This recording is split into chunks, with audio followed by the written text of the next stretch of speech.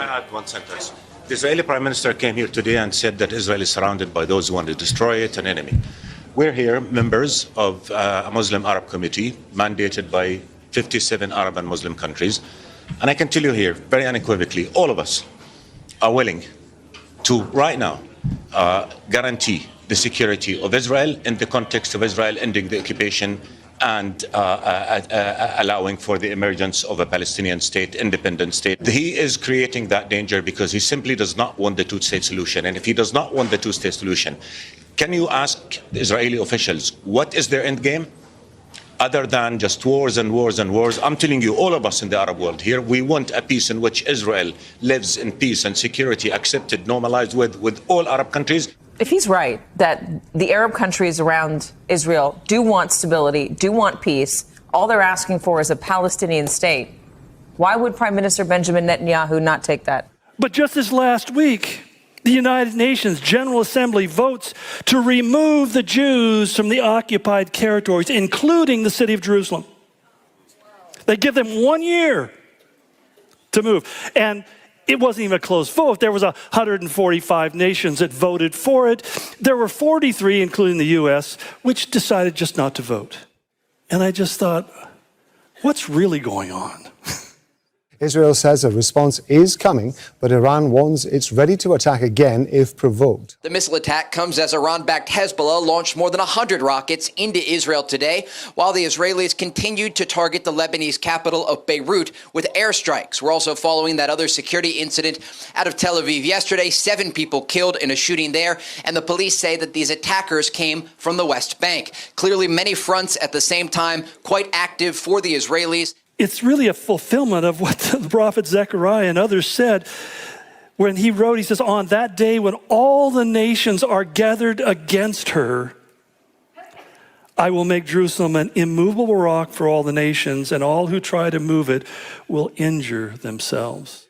Iran, you said, and I thought that was interesting, Marie, that they're embarrassed right now. The only person that they managed to kill with all that targeting was a Palestinian. Mm-hmm.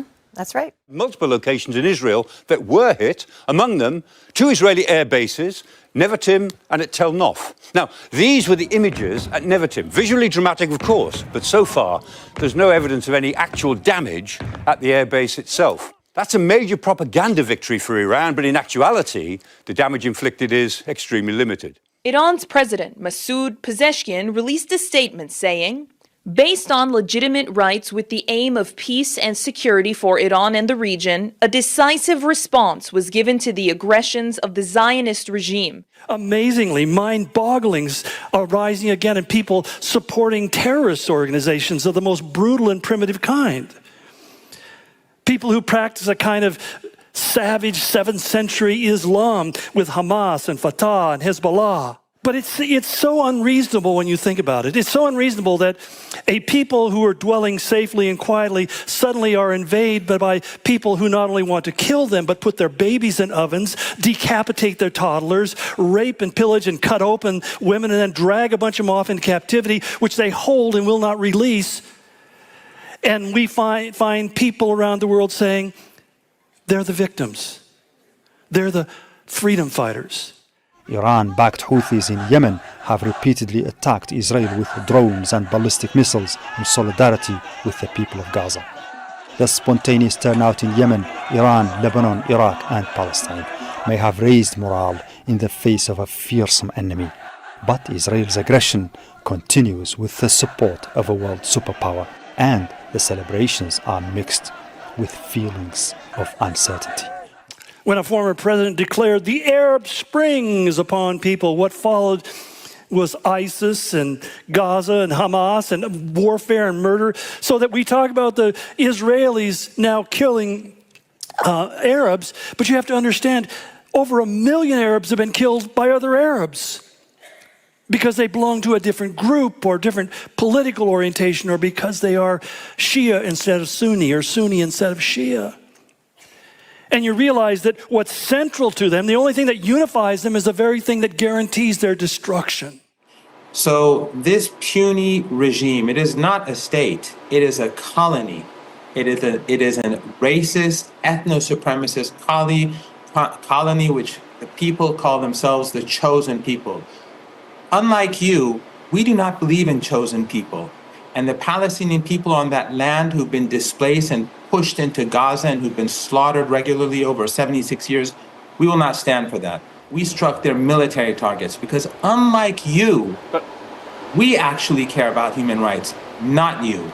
The regime must go and all people must be treated equally. Right. And if the only thing, there's no doubt that Israel will lose, but the only variable here is the United States. If the United States gets involved, have no doubt, the U.S. will be swept out of Iraq by the Iraqi resistance, and all its assets in the Persian Gulf will be destroyed.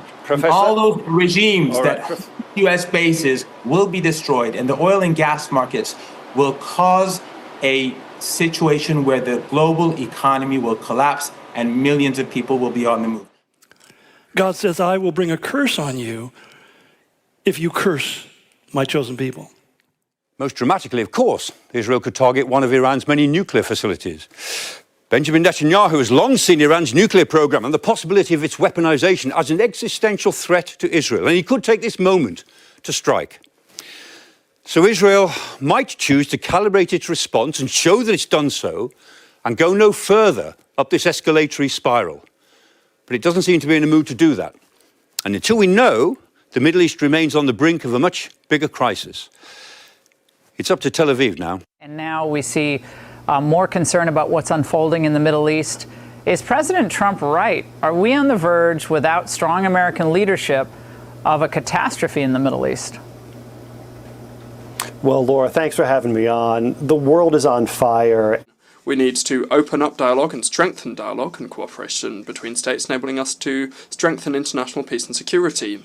In this regard, we categorically reject all crimes perpetrated by Israel against the kindred Palestinian people, enabling the Palestinian people to establish an independent state with pre-1967 borders with East Jerusalem as its capital. And yet Mark Twain back in 1899 wrote an essay called Concerning the Jews, and I'll just read a few excerpts from it. But he said, properly the Jew ought hardly to be heard of. He said the Egyptians, the Babylonians, the Persians, they rose, filled the planet with sound and splendor, and passed away. The Greeks and the Romans followed and made a vast noise, and they are gone. And then he finally said, all things are mortal, but the Jew. All other forces pass, but he remains.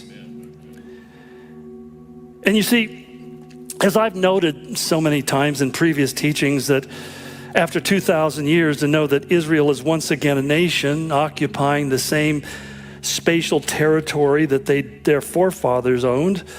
They're speaking the same language as their forefathers. Well, all of those things and more make it an absolute historical anomaly. We have no other example throughout human history of anything like this happening. Well, tonight, new violence in the Middle East. A massive explosion rocked Beirut a short time ago. At this moment, it is not clear what the target was. But even before this blast, Lebanon's government said Israeli airstrikes had killed 46 people just today. To give a sense of the difference, some in Israel are now arguing they have a great opportunity to use fighter jets and hit the nuclear facilities that Iran has. Also important to note overnight, another 7 Israeli soldiers who made the trip over the border to take out those Hezbollah positions in southern Lebanon have been killed. Guys? We have the capabilities to reach any point in the Middle East, said the head of the armed forces. Our enemies, who have not understood this yet, will soon understand.